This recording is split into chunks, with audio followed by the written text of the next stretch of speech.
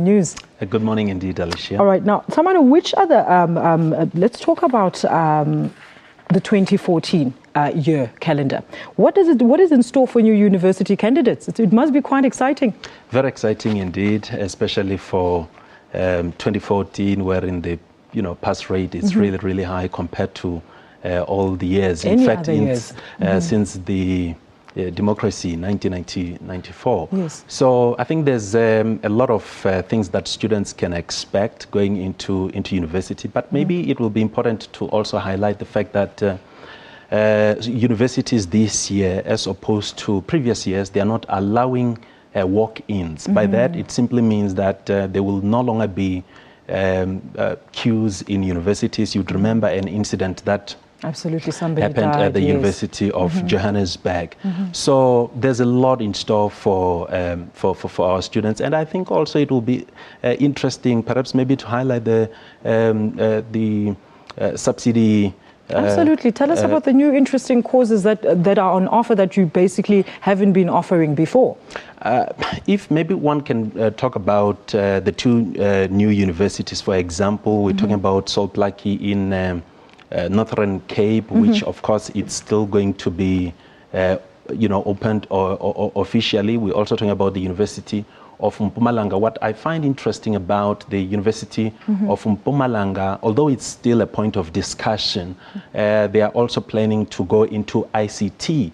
So if you, just to try and answer your question about new courses, they're talking about already broadcasting, engineering, telecommunication. So if this really come in place, I think it will be very interesting for our country in particular. Now, Tshamano, which of the available courses usually see a huge influx of learners applying for? It's definitely your commerce. Students want to go into commerce. They also want to go into engineering.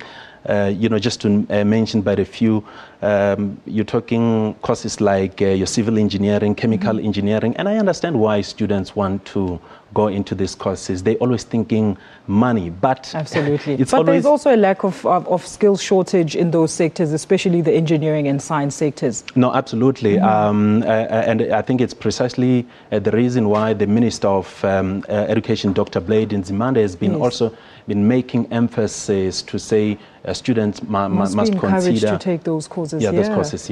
All right, now Tshamano, how can the new students deal with the pressures that come with being first-time learners at a higher learning institution? There's always pressure, but I think what is more important about being at university is to understand why you are there. Which is to study. Which is to study, cut down on social life. But most importantly, I think when you're given an assignment or even a test, and I'm talking about quarterly assignments or tests, you must treat it as final examination. Absolutely. Because in the end it's going to count towards your predicate.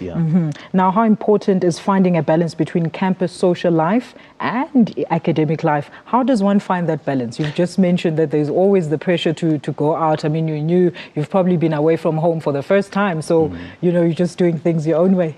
I think that's very important. We all know that you cannot be a student on campus and study 24 hours. Yes. But of course, there's still social life, but one must do it responsibly, put your priorities right, and most importantly, focus on your academic life more than anything, really. In life, as they say, there are things that are important but not urgent. Some things are urgent but not important. So it's a question of how you prioritize, really. Tshamano, we see an increase in first-year dropout rates. What is the universities doing to try and curb such? Look, I think universities, what they're trying to do, and I'm talking generally speaking, what they're trying to do is to really come up with programs wherein students are encouraged. For example, if a student is not performing well, let me talk about first years. In your first year, there's a number of credits that are expected from students. If they don't reach those credits, of course, some of them will face academic exclusion. But what universities have been trying to do is to basically come up with, structures within the university to say, what are the areas wherein the student is sort of struggling, and bring in mentors who will try and sort of assist students in different courses. Like bridging courses, absolutely. Now, for those students that will be starting the experimental learning, how important it is to complete their studies? I think it's very important, because for them not to complete the program, it also affects the economy of the country. But of course, most importantly, universities also lose. But let me also highlight this. It works against those who also want to gain entry into university. Let's take an example, and I'm just giving an example here. Courses like journalism, where you have an intake of 100 students. Run out of time. Yes. All right, Tshamano, thank you so much for joining us. That was journalism lecturer Tshamano Makhadi talking to us about, the first pressures of being a first-time learner in a high learning institution. Let's move on to other news now in Syria.